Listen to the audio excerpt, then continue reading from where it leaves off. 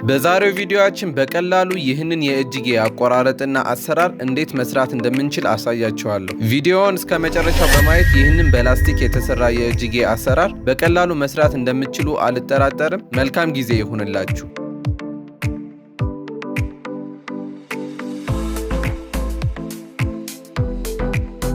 ከዛ በፊት ግን ፋሽን ዲዛይነር መሆን ለምትፈልጉና ፋሽን ዲዛይነር የሆናችሁ ይህ ቻናል ለእናንተ ስለሚጠቅም ሰብስክራይብ በማድረግ ጀምሩት። ሌትስ ጎ።